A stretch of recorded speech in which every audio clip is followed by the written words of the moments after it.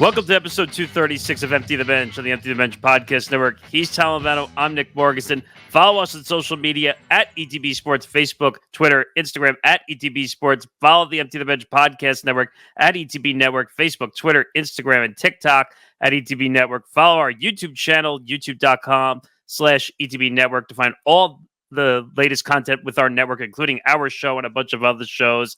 Make sure you go to our website, etbpodcast.com, for all the latest blogs and information there.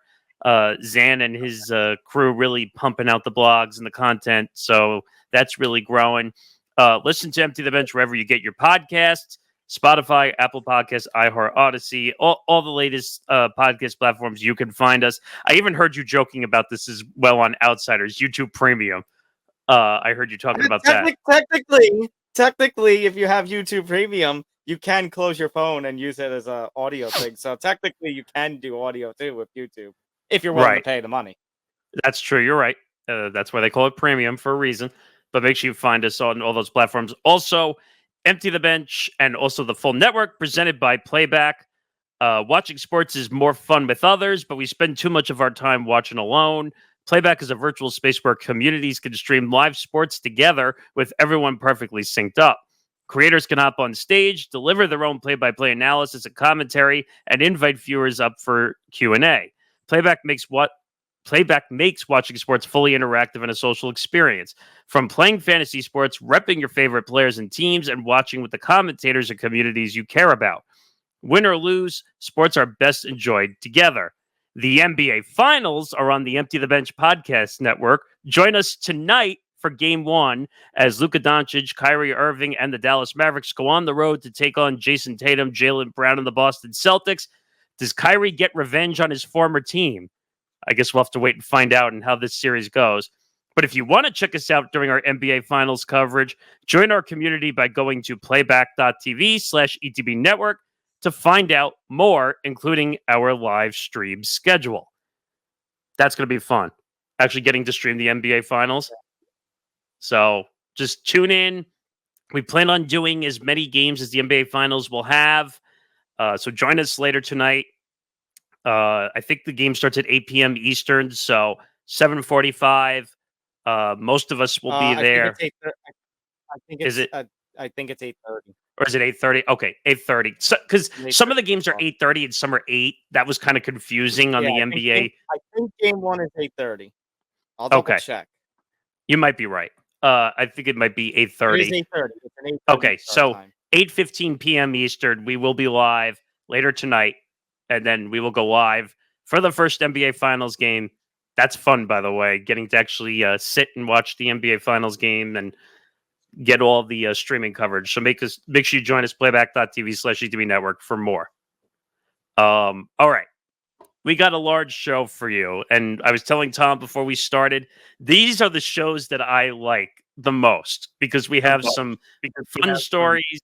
We have some pretty damning stories at the same time. Yeah, you're talking about the nonsense.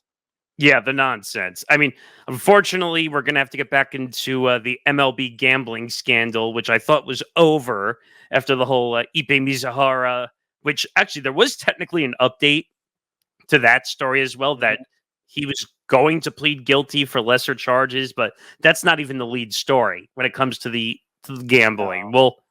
We'll get there. Sadly, that's the only MLB story that we have because we got plenty of basketball and football to talk about.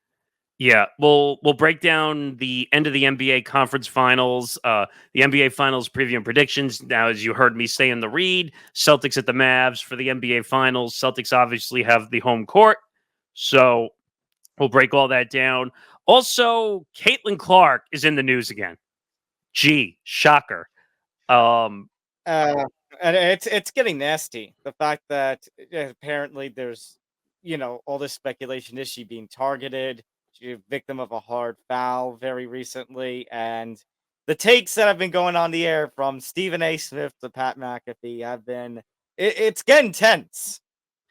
I will say, as much as I love Pat McAfee because I love his uncensored style and I love that he can do what he wants, he was a little off the rail on this one a little bit. I know what he was trying to do, but we'll break all that down. And Stephen A just went off on a tangent, which made absolutely no sense whatsoever. Also, the nonsense part. Darren Waller releases a music video following his divorce from Kelsey Plum with rumors of potential retirement.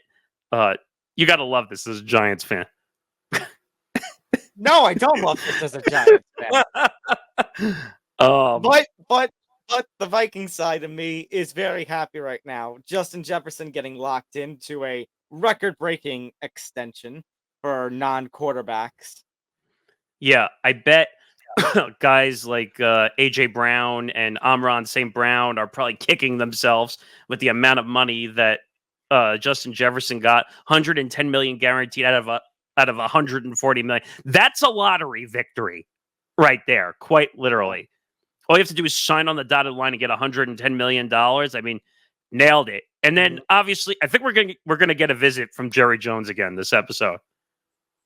Oh no! Is it time for Cowboy already? It might be, and it's not even NFL time yet. But the Cowboys are back in the news. Gee, shocker!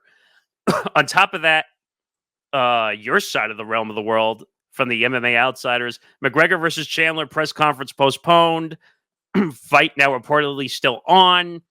Ariel Helwani's after 3 days of craziness. After 3 days of craziness, Ariel Helwani's been all over it. He's really the only one that's really been talking about it on a live stream forum on the MMA Hour. So it'll be interesting. We'll get into that. And then at the end, I'll throw a quick prediction in for the Stanley Cup, which is also starting this week. I believe starting on Saturday night. By the way, and I heard some fun fact about this Stanley Cup. Is it going to be the most traveled Stanley Cup between Florida and Edmonton? Yeah, so the east-west distance is the furthest in Stanley Cup history. I thought they said like a 9 to 10 hour trip. Like, yeah, I couldn't believe it. We're gonna really test these players in the Stanley Cup this year. Yeah, so we got a lot to do, so let's get right into it. Padres infielder, and I apologize if I get this name wrong a million times. But I can't even pronounce it. Tucupita Marcano. I don't know if that's how you pronounce his name. Tucupita Marcano, banned for life for gambling. Nope. This is not a Pete Rose lookalike. Yes, you are reading that correctly. It is banned for life for gambling. 4 other players get a 1-year ban from Major League Baseball for gambling on MLB games while in the minor leagues. When are athletes going to learn that you just can't gamble on your own sport? All right, so let me read the story here from the Associated Press. Marcano was banned from baseball for life for betting on the sport. 4 others were suspended for 1 year by MLB. They did consider this the big game's biggest gambling scandal in decades. So let me start with... Actually, you know what? Let me bring in the other 4 players and why they got the 1-year ban. So the other 4 players, just 1-year ban instead of ban for life. The other 4 players are Michael Kelly, who is now a pitcher on the Oakland Athletics, but during the time of the gambling was in their minor league system. The other 3 are still current minor leaguers. Jay Groom, who is a pitcher in the San Diego system, Andrew Saalfrank, who's in the Arizona system, and infielder Jose Rodriguez, who is in Philadelphia's system. Each of those 4 players wagered under $1,000 during their betting. And obviously they were minor leaguers betting on major league games, so they weren't going to have a full-on impact. But as far as Marcano goes, taken from the AP, MLB said Marcano placed 387 baseball bets totaling more than $150,000 in October of 2022 and from last July through November with a legal sportsbook. The 24-year-old Venezuelan with 149 games of major league experience became the first active player in a century banned for life because of gambling. Because remember, Pete Rose at the time was not a player. He was a manager, I believe. Wasn't he a player manager though? I don't know if it was when he was a player manager or just a manager. I don't know. Um, Well, but regardless, he did not have full-time player status. So Marcano, first major leaguer, full-time major leaguer banned. I mean, the last time I can think of anything like this, Nick, the Black Sox scandal of 1919. well, actually, it says from the ESPN story I'm reading that Marcano appears to be the first active major leaguer banned under the sports gambling provision since New York Giants outfielder Jimmy O'Connell in 1924. Pete Rose, baseball's Okay. active career hits leader, famously agreed to a lifetime ban in 1989 after investigation concluded that he bet on Reds games while managing the team. Okay, so maybe he wasn't a player; he was just managed, but he was Yeah. technically active in Major League Baseball. I think that's still considered active, But not as a but player. But not as a right, player. Not as a player. but that's a lot of bets. I mean, this also Mhm. comes on the heels of the whole Jonte Porter scandal that we discussed, and Which, by that the stuff. way, in an update, they were talking about Jonte Porter basically being willing to throw games because of all of his debt. Well, there was another issue that actually came out on that story the other day that he already was in gambling debt before he started doing all this gambling. And so he was basically trying to do the, I'm in gambling debt. I got to try and cover my losses. And it didn't work.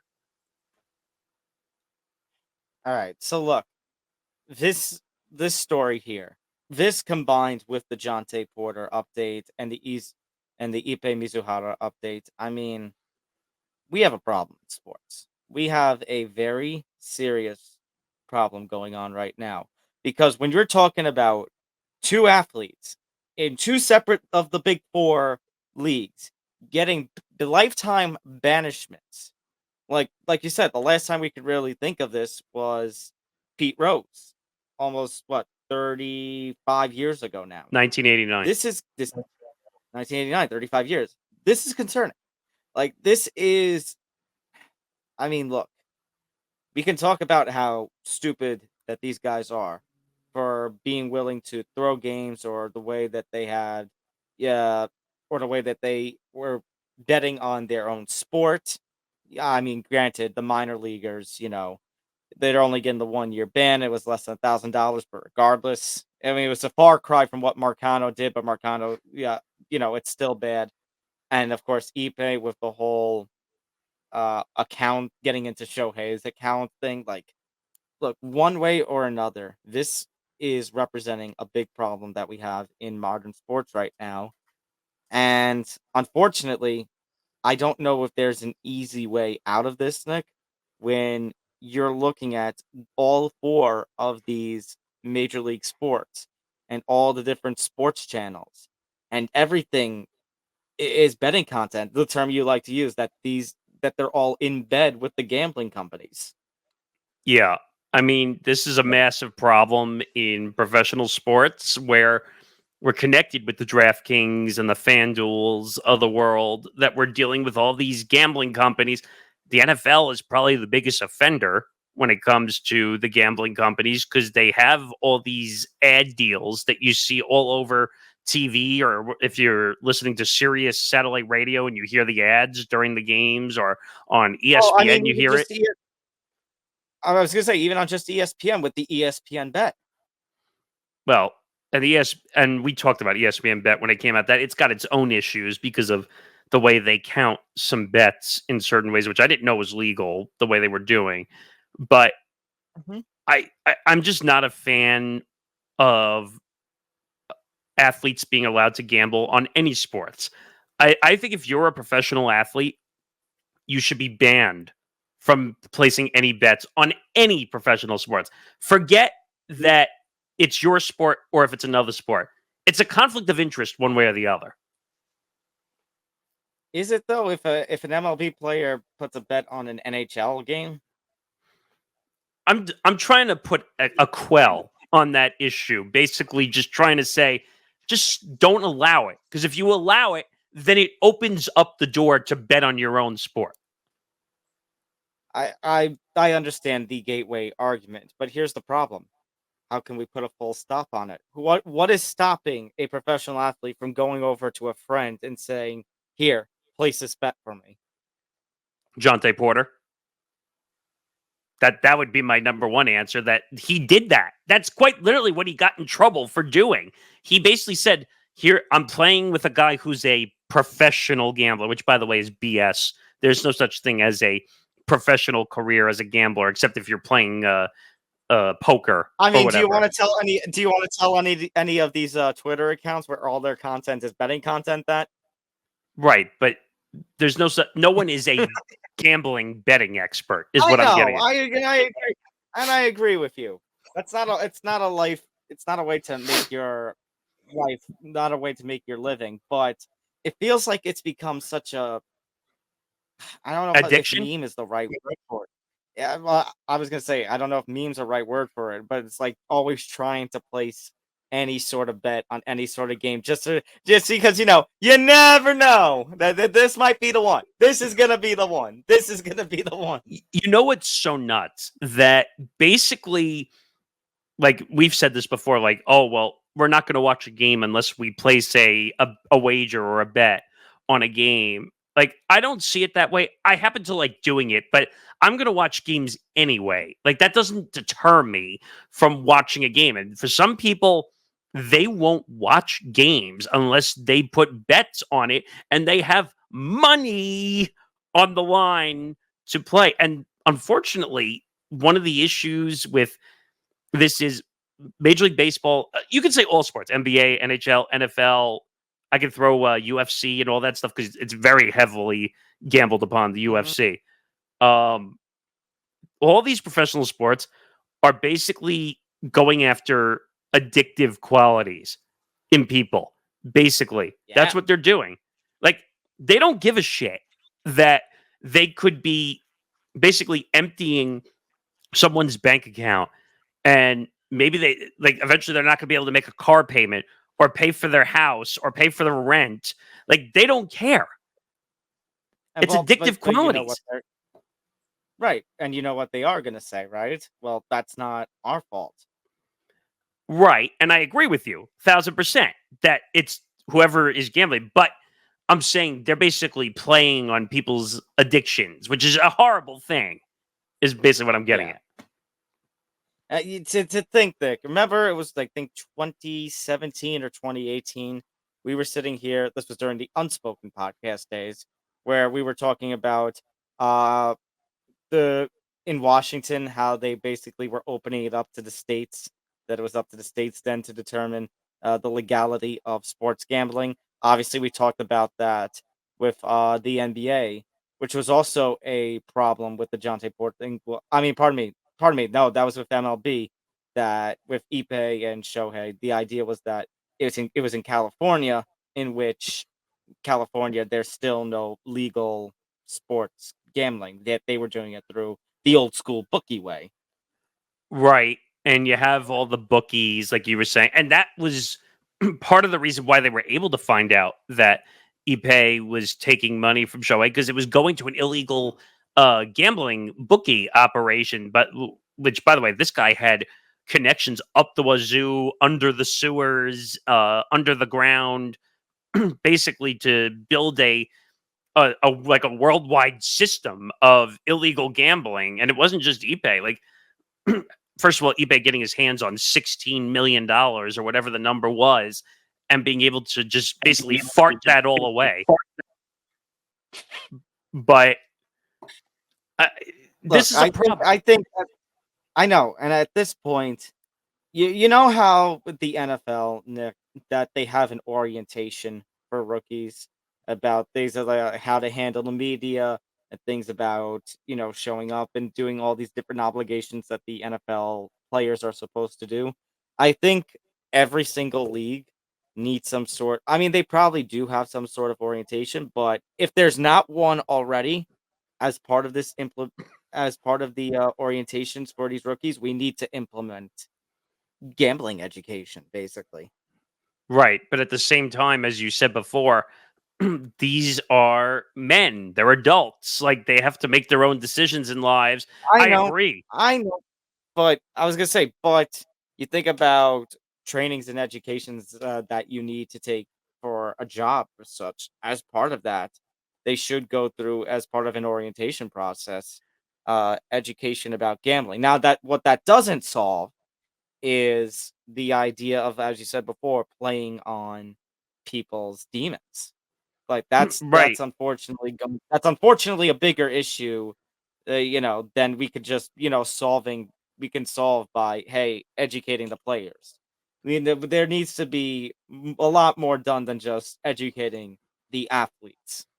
I mean, it's the same thing with alcohol. It's the same thing with drugs. It's the same thing with many things that are considered being abused in that regard when it comes to these issues. I'll tell you one way we should really handle this thing. I'll give you one way. My leg! Oops. My leg! That's how we handle it. Basically, every time you do something, we chop your leg so you don't do it again. I mean, so What are you all? What are you all of a sudden, the mob? I'm saying basically, as the leagues, as the commissioners, they need to say, "All right, you do it. If you gamble, I'm taking your career away. That's it. I'm no warnings. Here's the rules. If you gamble, your career is over in whatever professional sport that is."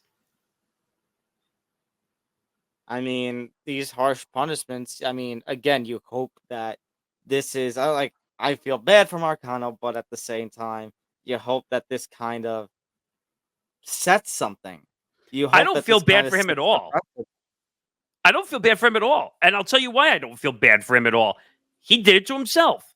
He felt, and if you remember, because you and I were kind of going over this story, he was hurt. He was on. He was on the injured list. So what did he do? Oh, I'm bored. Let me go gamble. Oops, I gambled on my own sport.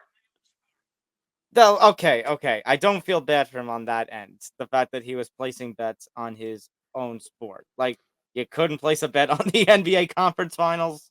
You I couldn't mean, place a bet.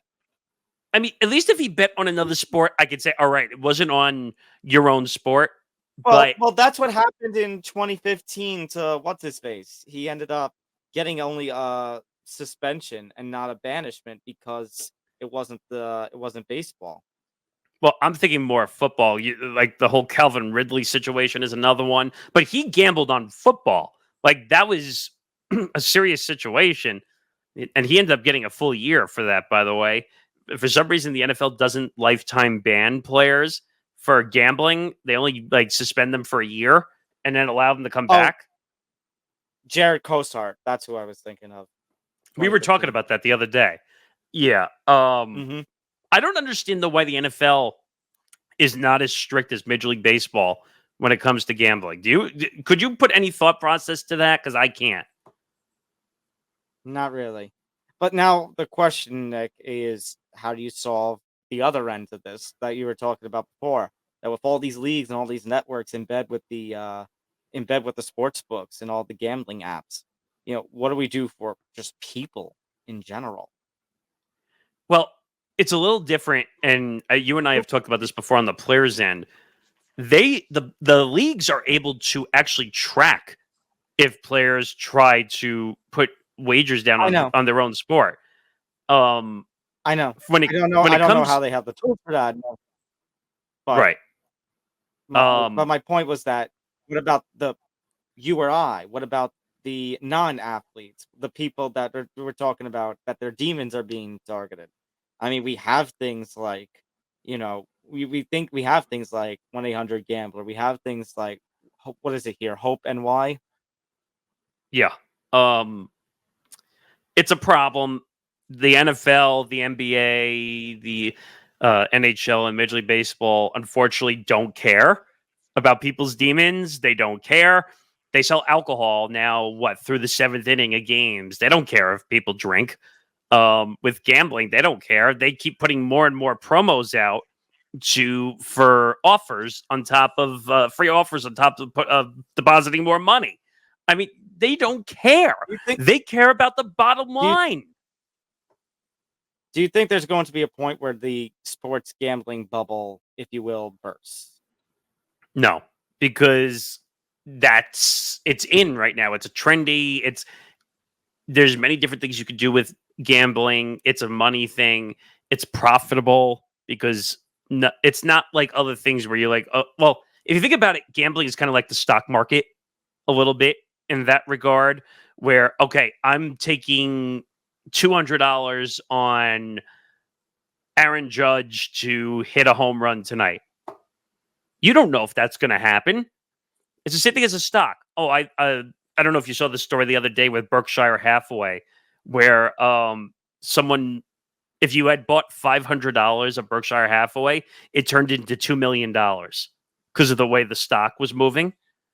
And so it's all a gamble. It's all projection. It's all projectionary stats. There's no way to actually crack the code. All these, I'll go back to the content you mentioned before from these Twitter accounts where they say, "Oh, I got your expert bets. Make sure you take Giannis Antetokounmpo for over 40 points. It's definitely going to hit." First of all, you have no idea if that's going to hit. You have no idea. He could have an off night. He could score 50 points. You have no idea. So, Right. all these things, gambling is bad. Do I like it? Yes, but I do it more for fun, not to lose my house or lose my ability to live. Well, I was going to say, you don't put a lot of money into these bets. You do what? $5 bets? I've gone as high as 20, but nothing more than that, really. Yeah, you have your limits. Yeah, I have my limits, and if I'm on a bad streak, I just turn it off. And that's it. And about showing restraint. Right. Unfortunately, that's something we need to educate in not just these athletes here, but just people in general. But unfortunately, we're going down a bad hole, a big, I know. a big gravitational hole when it comes to these professional sports. As I said before, are basically putting out more ads, not less. We're seeing all these FanDuel and DraftKings ads. I mean, heck, they have content networks now where they run ads, and they're paying shows to basically be a beacon for these apps and these gambling portals. So, and I mean, I know I joke, I use it as the meme, the "Hello, my name is Craig," and yet that show shows hey, you need to be responsible with this crap. I mean, the one thing I will say, just as a caveat, a little bit to that situation, his was not sports gambling. His was blackjack. He literally sat at a blackjack table I know.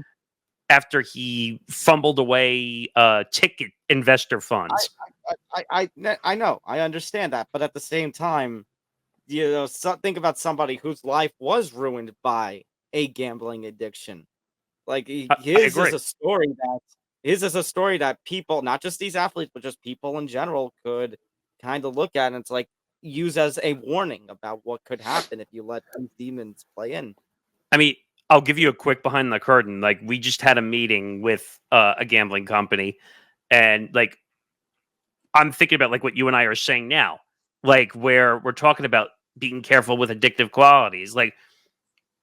If we ever got to a point of making a deal with a gambling company, I would make sure in our copy to say, "Hey, it's a game. It's not life." It's gamble responsibly. Yes, that's the most important. You hear it in all the gambling ads. I mean, Nick, when we were doing Football Friday last season, which hopefully there's some stuff going on about football. There's some news. We're not ready for it yet, but there's some changes in the future. But last season, when we were using Wolf's Friend, we had all that segment and such. That was about fun. That wasn't about anything major. What was the joke we used? The joke we used when promoting them was about being able to compete against your friends and place money on there without losing a house in the process. Right. So that was an app based on what they call play money, basically, where you get you get 2,000 fantasy dollars every week. You have to put 1,500 of it up, and the idea is you can gamble the way you want, and basically that was it. So the long story of the short is, I'll finish this up with, be very careful as an athlete because you can screw your whole career. All right, let's quickly talk about the conference finals. I mean, we'll talk about the NBA finals then with the Mavericks and the Celtics. I mean, conference finals.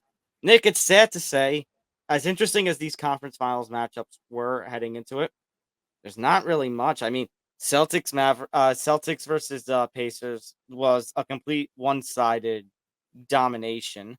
It was a completely clean sweep. And then on the Mavericks Timberwolves end, I mean, you had some competitive games, but the fact that the Timberwolves were only able to win one game was kind of sad. You saw what the Pacers did against the Knicks, and you saw what the Timberwolves did against the Nuggets. And then for those two teams to just come out completely flat in the conference finals kind of sours the endings to their seasons a little bit.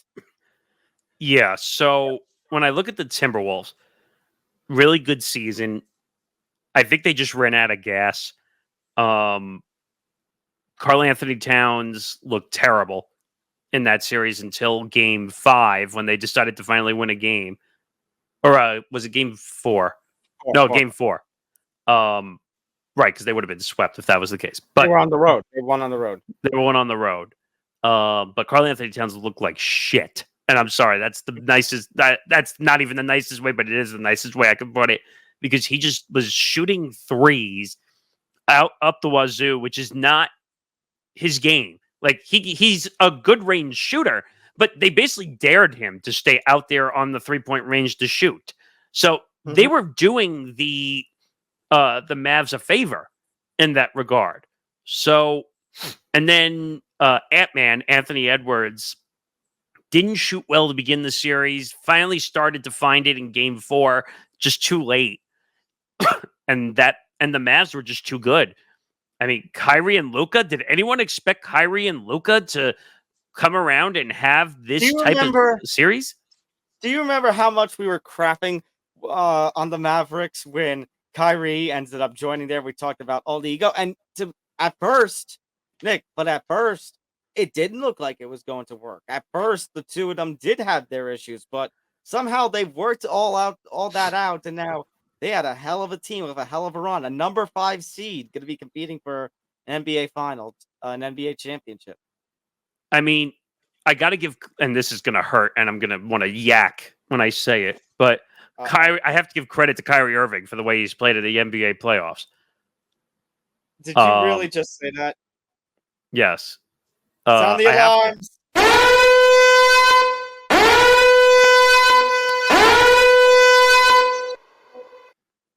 Yeah. So I'm giving him credit. He did play well.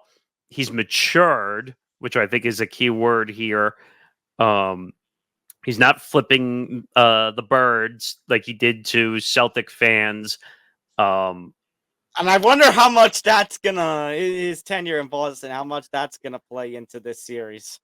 Oh, it's gonna get very ugly in Boston when they get there for games 1 and 2. He's going to be hated big time. The Bluebirds are gonna come out in a big way.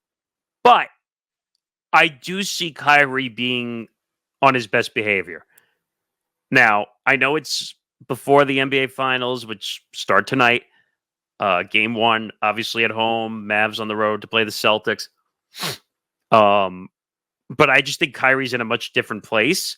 I think in 2 years since he's left Boston and Brooklyn and caused all the debacles and basically getting suspended by the Nets because he wouldn't get a vaccine and all that nonsense. But he just seems like he's in a better place. He's letting Luka be the number 1, and Kyrie's kind of the facilitator, and will score when necessary. Like, I think people need to calm down, though, because people are saying that this is the best backcourt in NBA history. And I was like, hold the phone. I was like, wait a minute. How are we crowning this the best backcourt in NBA history when they haven't won a title? Like, that makes no sense to me at all. Like, win a title. If you win a title this year and you prove that you can make it all the way past Boston, which, by the way, if Boston loses this series, there's going to have to be some serious question marks going on in the offseason if Boston does not win. This is Boston's series to lose or to win, however you want to look at it. Even though I'm going to say it again, I said it at the end of the stream when we finished Mavs Timberwolves. I do have the Mavs winning in 6 games, and I'm sticking to it. Taking a chance. All right, look, I completely get it because we talked about the defense with the Mavericks. We talked about the lethal combination with all the momentum in the world right now with Luka Doncic and Kyrie Irving. That being said, and we talked about Jason Kidd. I mean, talk about somebody who won a championship with the Mavericks as a player, and now he has the opportunity to do that again as a coach this time. That being said, I mean, you look at how Boston played against Indiana, considering that they were without Kristaps Porzingis for 2 of those games, and they still looked unbeatable then. I mean, 62-20. Now, the Golden State Warriors of 2016 are living proof that just because you dominate in the regular season does not guarantee that you are going to get a championship. But you also, when you're going to talk about momentum, the Boston momentum, it wasn't just that they won 62-20. It's that they've dropped what? 2 whole games in this postseason? They've completely run through the competition. Yeah, it's a lot of pressure. They wrapped up the Eastern Conference like a month and a half before the regular season was over. It was a dominant season for the Boston Celtics offensively. Now, obviously, the Kristaps Porzingis situation is huge because they've been having an offensive rebound issue by the other teams, crashing the glass. And if Which, by the Kristaps way, on the Dallas front, Kyrie Irving, we talked about it during the broadcast on Playback. Kyrie Irving coming out of nowhere to be that rebounder for Dallas. Yeah, and Dallas also has like the Derek Lively's and who's the other guy? I'm not. Thanks. Thanks for the reminder. What was the other guy that had the rebound and then the dunk on the other side when we had that call on Playback? I can't remember the guy's name, but he was another big man. He was on the Wizards and then he was traded to Dallas, I think. But Gafford. It was Gafford, okay. Yes. He was really good, by the way. He's a big man. Lively's a big man. They are going to have to do everything in their power to box those guys out from crashing the glass. And if Porzingis is not 100% healthy, it's going to be a masterclass on offensive rebounding by Dallas. Well, I'll just end with my prediction. You know, I'm going to stick to the same prediction I made on the Playback stream. You know, I think Dallas can make it competitive. They can take a game or 2, especially because Boston is always prone to that. Ben Cruz knows that all too well. But look, you have to believe that even though I said it's not a guarantee with how they're performing, I mean, the regular season and playoff combined, like you said, it would be a really crappy way. Even crappier, you know, we talk about how crappy the ending of the Knicks season came, how the Thunder season came, the Nuggets season came.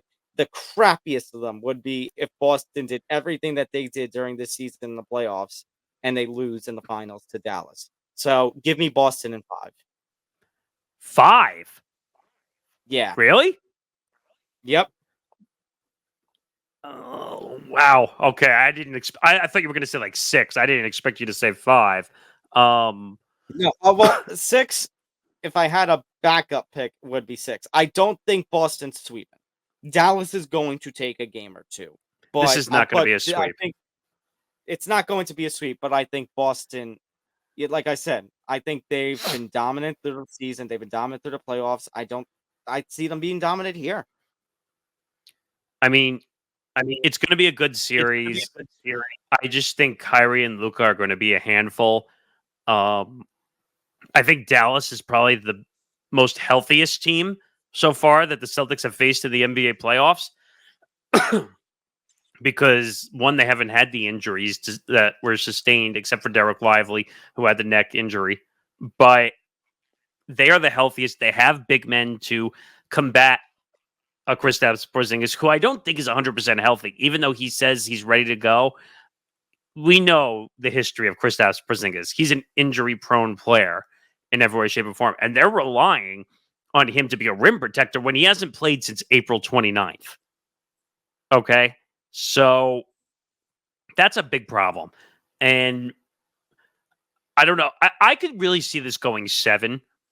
Like, and I kind of hope it goes 7 because the NBA finals are very interesting in game 7. But heck, we had 2 game 7s on the same day for the first time in NBA Yeah. history. I do hope this. I do secretly hope that this goes 7-2, so we could have all the fun in the world on Playback for this whole series throughout the month of June. But yeah, this should be good. I'm looking forward to this. I hope so. I hope it's a good series, and I really hope that Dallas just doesn't give it away to Boston. That would just be horrible.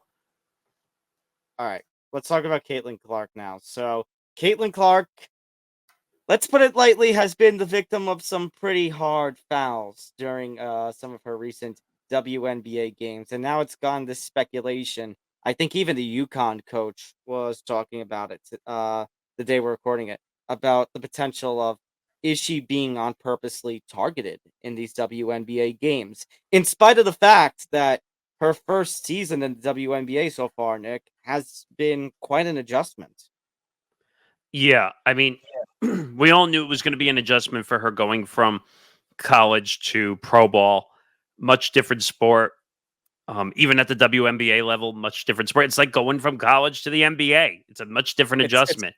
it's a college to a pro situation like anything else.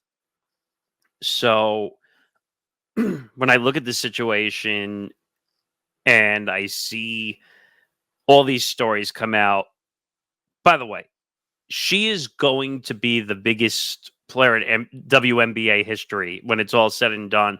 People are saying that she's going to be Gotta at the give level of her. Michael Jordan. I mean, I don't go to that hyperbole, but at the same time, give her time. She is a rookie, just like any other professional athlete who is a rookie. Not everyone can have the rookie season of an Aaron Judge. Not everyone can have the rookie season of a LeBron James. Give Caitlin Clark the time to develop. But you know what's so wild about this whole thing? So the foul is committed by, and I can't remember the name, Caden Carter, I think is the name of the Yes. player on Chicago. Yeah. Um, and just completely throws a high elbow into Caitlin Clark, knocks her over. Now, I've looked at the replay quite a few times. It definitely was a foul on purpose. It definitely should have been a flagrant. I think we might be overreacting a little bit to this whole situation, just a tad. But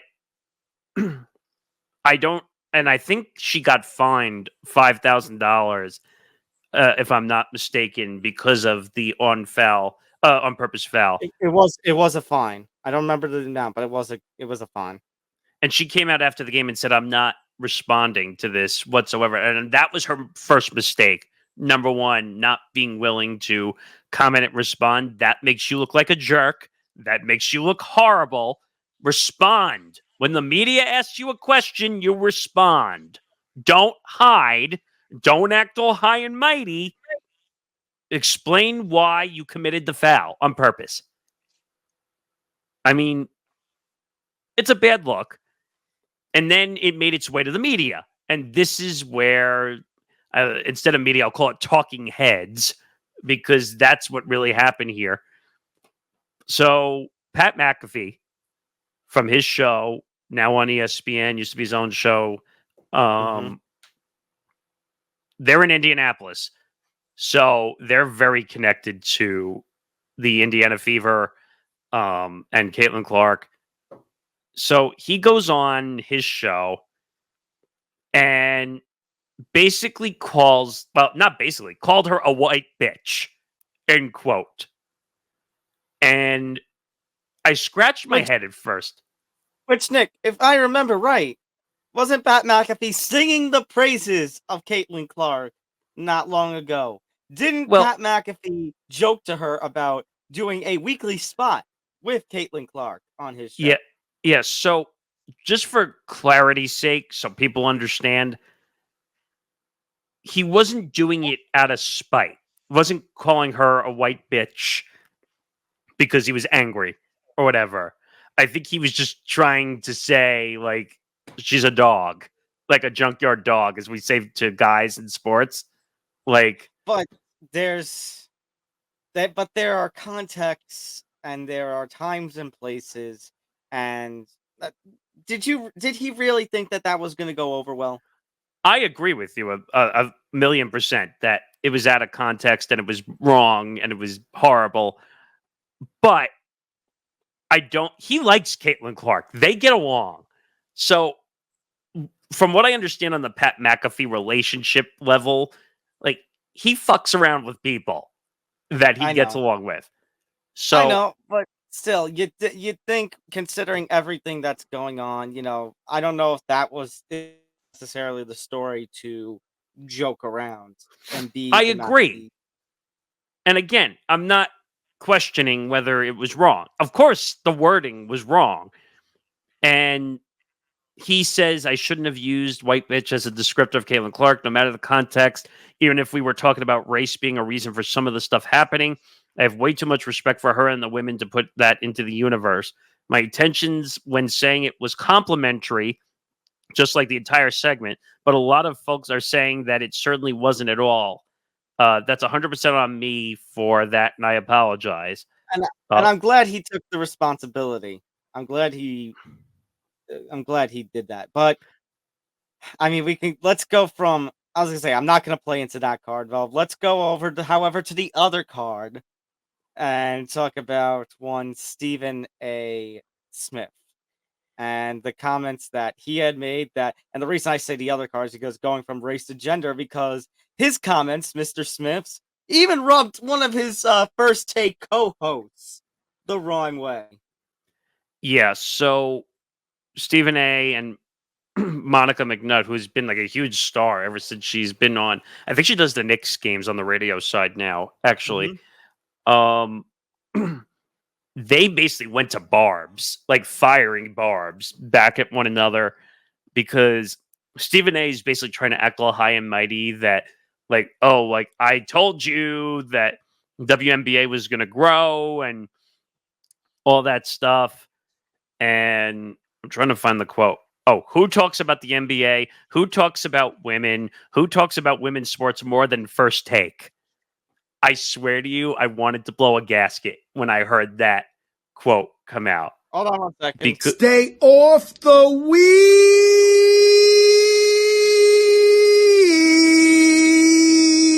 weed. Duh. He needs to take his Yeah. own advice. yeah, I mean, I what really bothers me, and I really don't care if people come after me for it. I could care less. But Stephen A. and I said this to you, and you're going to say no shit, but he's not a journalist. He is a talking head. No shit, Sherlock. And I'm tired of this nonsense that Stephen A thinks that he's the be all end all. He's the expert. He knows everything. Nick, right now the MMA world is cringing because since Conor McGregor is in a fight, guess who starts to talk about MMA? Even though he Stephen doesn't A. have a lick of MMA experience. Stephen A. Smith. But it's just unbelievable. And so Monica McNutt, who I have to give credit, she had a pair of cojones, as you like to say in the world of professional sports, and is quoted as saying, Stephen A., respectfully with your platform, you could have been doing this 3 years ago if you wanted to. Drawing short responses from Stephen A. Smith afterwards.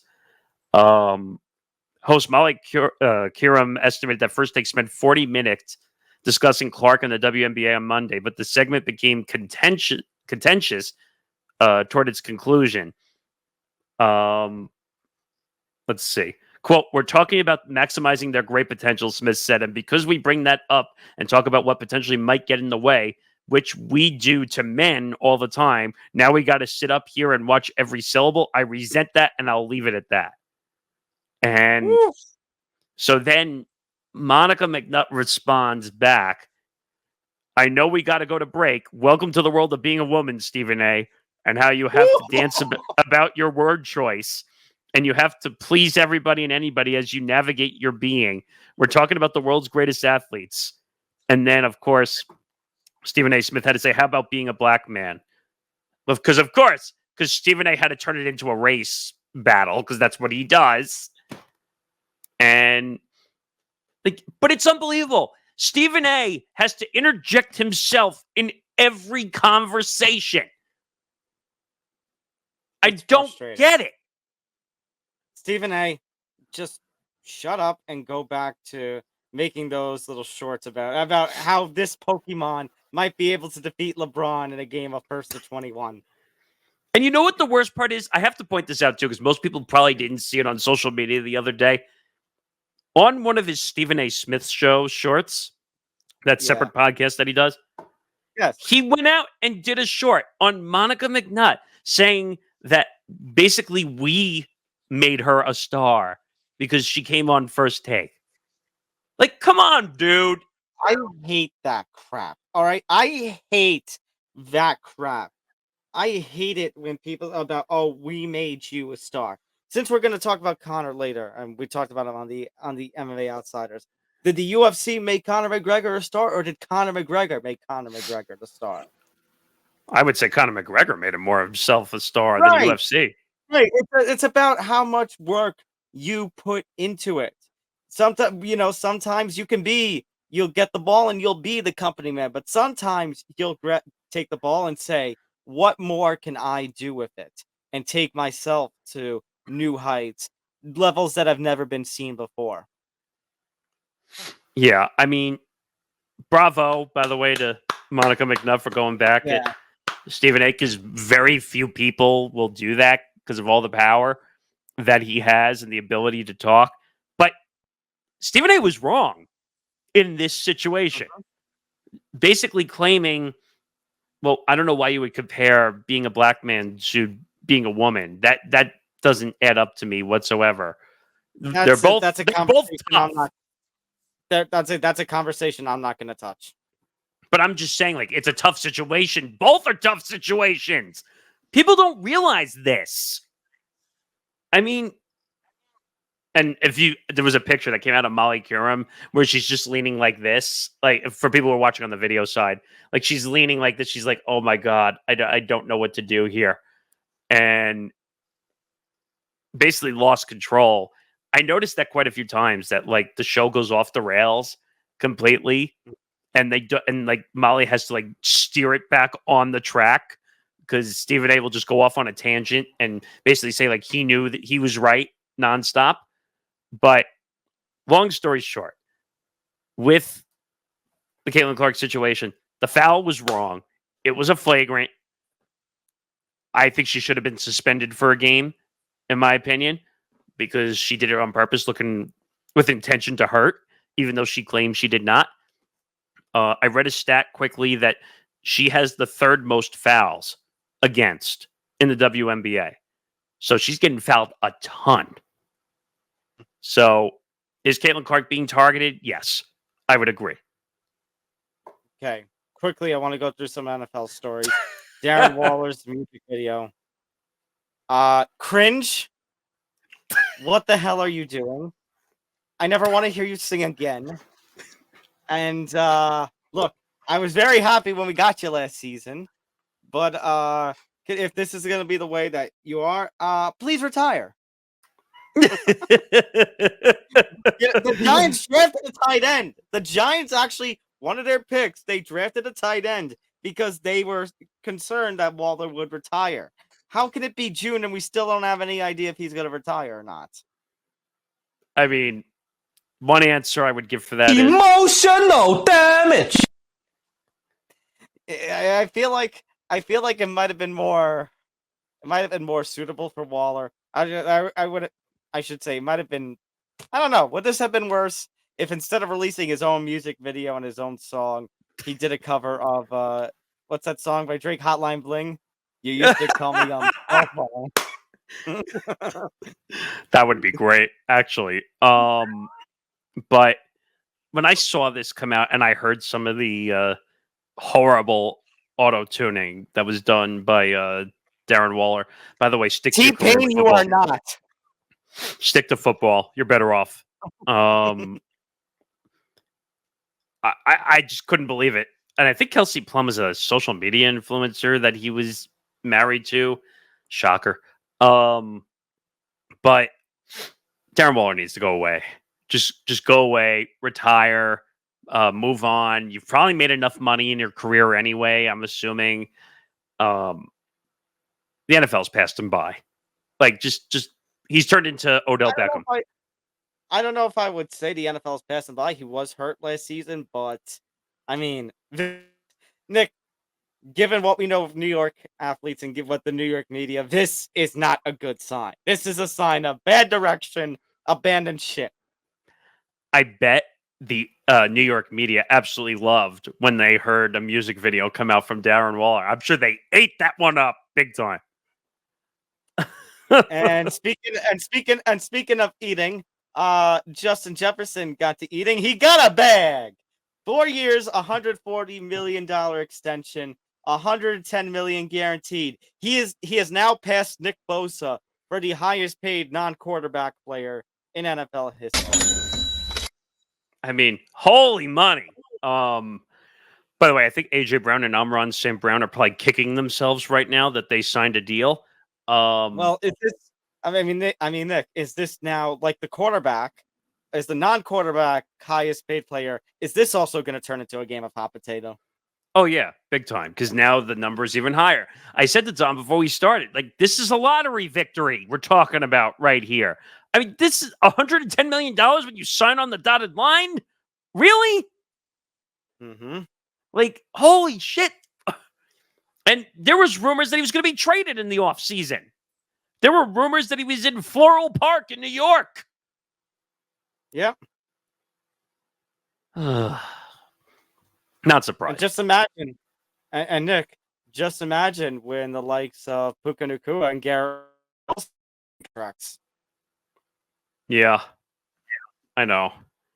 But I know. I'm not I brought up surprised. Garrett Wilson. I brought up Garrett Wilson. It just, but it's just, it's the truth. He's a young receiver who's doing very well for himself.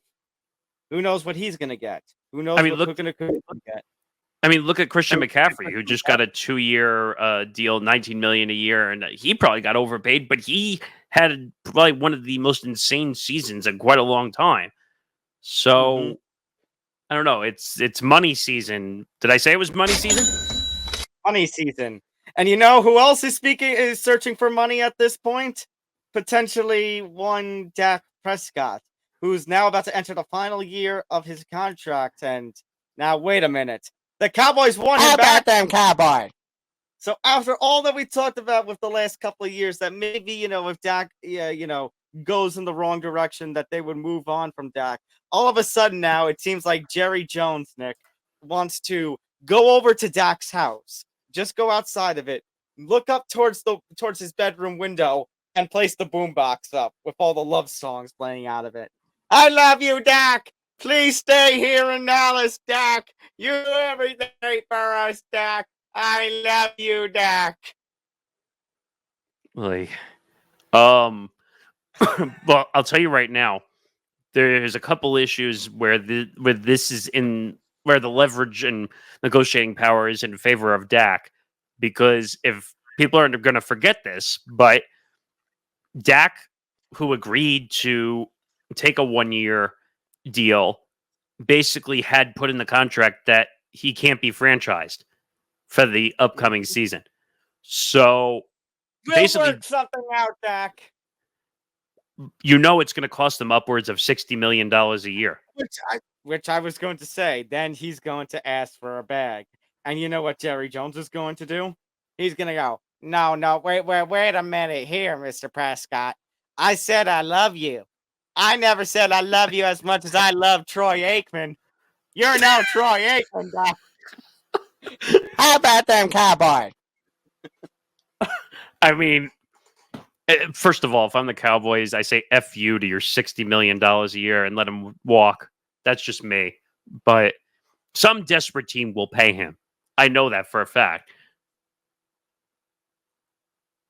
We're going to win a championship this year, Mr. Morgasen. How about them Cowboys?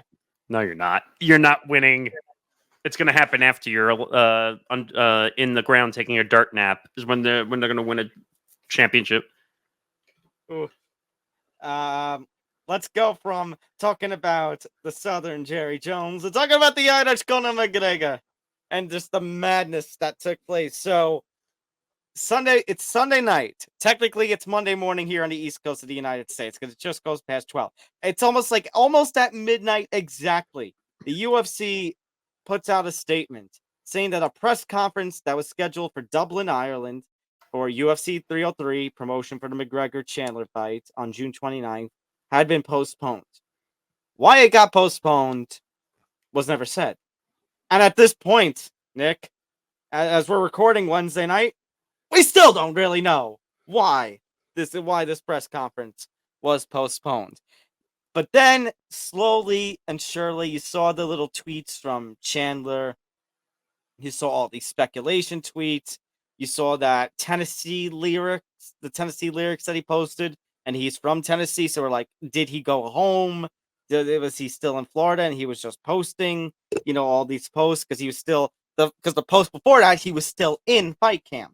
And Chandler got told on Sunday night that the press conference was canceled. This sparked rumors of, did Conor fail a drug test? Did Dana go off the plane after the press conference, land in Dublin, and not like something that he saw? Like, there was all these concerns. Then you had Ariel Helwani on Monday saying that it wasn't out of the McGregor camp that there was a problem. And now, as of the day we're recording this, it looks like after 80 plus hours of uncertainty, it is still going to happen at UFC 303. We are still going to get Conor with Michael Chandler, which tells me maybe there was sort of 11-hour contract dispute. Remember, Conor McGregor is somebody who holds, like I talked about before, about being, making your own name, being your own star. Conor McGregor, I've talked about being more than the UFC at this point.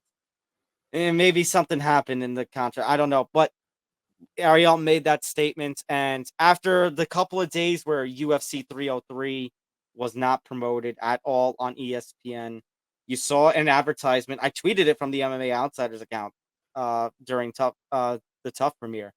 They had an advertisement at the very end of the UFC advertisement. They did show the photo of the McGregor Chandler poster. T-Mobile Arena on Wednesday, June 5th, did put out a tweet promoting UFC 303 with McGregor Chandler as the main event.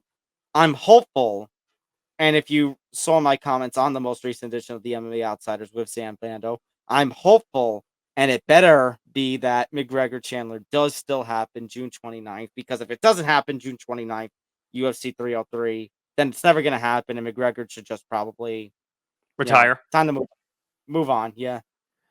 I don't know. I just watching all this stuff, like, this is not a surprise. Like, I thought I heard Ariel talking about all the way back to him and Nate Diaz when there was all that stuff going down and how basically you never know with him. But his track record, if I'm not mistaken, is he will play hurt regardless of scenarios. So didn't he, which fight was it? Poirier, where he snapped his leg in half? Yeah, that was it. He hasn't fought since. But I'm saying that basically he's been hurt multiple times and he's taken antibiotics and basically tried to fight quite a few times. Mm-hmm. I know one of them was Diaz. I can't remember the other fight off the top of my head. But this is a scenario where I don't see... the fight has to happen. Otherwise, UFC 303 is going to go up in smoke, like, completely. And if I was reading in the reports that they really don't... 303 doesn't really have that big of a card to you can, I guess, technically put an interim title fight tag on the Olberg Hill matchup, but that's a far cry from McGregor Chandler. Well, they were also saying that they really don't have a champion replacement to put in that place. I mean, at this point, Nick, like I said, honestly, there were the rumors about Max Holloway, the BMF, potentially stepping in on either side if either side falls out. That would be, it wouldn't be the McGregor Chandler that we've been waiting years for, but it would be, still an entertaining fight that, you can't have Hill versus Olberg main eventing this card. Well, the other thing I was reading, I heard that there was a lot on the line in money and the purse for Chandler. Yeah, because Chandler's been waiting this whole time. He hasn't taken a fight since agreeing to do Ultimate Fighter with Conor. I thought you were going to say on the arena and UFC front. Yes, because there is a rule in Nevada, if the scheduled main event falls out. I forget the time frame context, but if Conor McGregor did not compete in the card, basically the UFC would be forced to offer refunds. You're talking about tickets. Yeah. Well, Which I would would hope if I paid for a Conor McGregor Michael Chandler ticket that I get my refund because he's not there. I mean, first of all, Conor with all his antics. We talked about the video of him being drunk in his bar in Dublin, and the reports also that press conference being called off. Thankfully, Chandler did not. He was about to get on the plane to go to Dublin, and they managed to get to him before he made the flight. Yep. The other weird scenario about that press conference, they gave away 10,000 tickets for free to see the press conference. Yep. I feel bad for the people who flew down there. I know. That's the thing I feel bad for. Because obviously they were free tickets, but basically the rule was you have to find your way there. So if anybody in, let's say, America bought a ticket and then it flew over there, or somebody from Britain and took a train there, like, that's bad. That stinks. And the thing is, and I'm trying to find that tweet that he put out because it was very PR based. He basically, okay. I found it. In consultation with the UFC, today's press conference was canceled due to a series of obstacles outside of our control. I apologize to my Irish fans and fans around the world for the inconvenience and appreciate all your passion and support. I can't wait to be where was it? I can't wait to be put on the greatest all-time show in the Octagon. Now, that's about as PR written as he gets, by the way. I don't know what to believe with Conor anymore, to be quite honest. I know.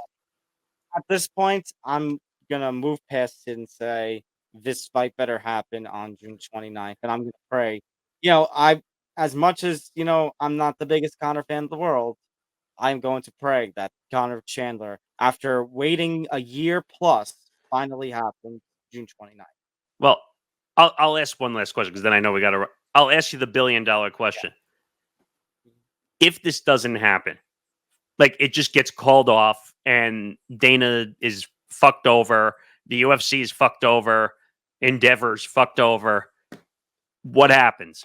Like, is his career, is he like exiled? I don't know, because like I said, Conor McGregor, the UFC needs Conor McGregor more than Conor McGregor needs the UFC. But I think at that point, if McGregor Chandler doesn't happen, it's just best that I have no interest at that point seeing McGregor ever again. And what about legal issues? What about the money that Chandler was supposed to make or could have made? Could he sue the UFC? I don't think he will. Because I feel like he'd be fucked over. I understand, but this is what happens when you're dealing with Conor McGregor. You're not dealing with a typical UFC fighter. If I'm Dana, though, I'm done. If he calls the fight off, if I'm Dana, I say screw you. You've screwed me up. That's how I would leave it. Okay. We need to get finished. So I'm going to be very brief, unfortunately, with my Stanley Cup prediction. As far as I'm pissed about the Rangers falling short. I still love them. It just feels a little sour right now with the typical falling short. And typical, we leave our best goalie out there, our goalie out there to basically die. So Igor and Henrik, especially. Yeah. That being said, the Panthers were one of the best teams in the NHL, and we said the one team that could give the Rangers problems were the Panthers. They were also in contention for the President's Trophy. So they're there. And we have the Edmonton Oilers, who I believe have 4 of the top 10 scores in terms of points in the NHL this season. Obviously, led by the one and only Connor McDavid, who now gets his first crack at getting a Stanley Cup. The Florida Panthers, they were the Eastern Conference champions last year, fell short to the Vegas Golden Knights. They now get a second straight chance. It's the 5th year in a row, by the way, that a Florida team is in the Stanley Cup. You had the because 3 of straight Tampa. years. Yeah. 3 straight years of Tampa where they won 2. Florida falling short last year, and now Florida's back in there again. Hey, good run. Yeah, I think this is going to be a fun goalie battle because you got Sergei Bobrovsky on the Florida side, he's always been a brick wall. He had a couple of down seasons in the 2010s that people thought he would have been done, but he's rebounded. He's a complete brick wall on the Panthers side. And then on the Oilers side, I mean, they've got incredible special teams play. On the Oilers side, you also have their goalie, whose name is slipping my mind at the moment. Oh, Stuart Skinner. You got Stuart Skinner on their side. Obviously, I think Bobrovsky has, the edge on that one. I did mention that the power play of the Oilers, I think it was, their power play leads the NHL, running at 30.3% clip. Florida has taken so many penalties, but they also have the second best penalty kill. They have Sergei Bobrovsky. And Florida's offense, and you saw it with the Rangers series, unrelenting pressure on the offense. I think this is going to be close.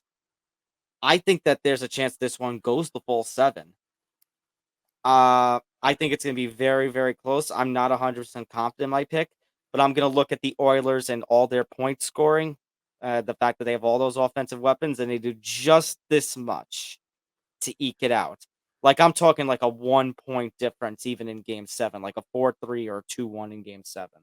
Now, we talk about this very rarely, but do you think the record travel is actually going to be a factor in this series? The fact we got Florida and Edmonton, the fact that we've got the furthest distance between cities in NHL Stanley Cup history. Yeah, I think it will affect some players. I don't know. We'll see what happens, but I think it's like a 9-10 hour flight both ways. So I think that could be a huge factor. We don't talk about travel because these guys do it all year, but 9 to 10 hours is a long flight and a lot of mileage.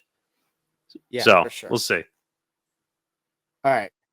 Make sure you hit that like button, subscribe, hit the notification bell so you get notified of everything here at the Empty the Bench Network.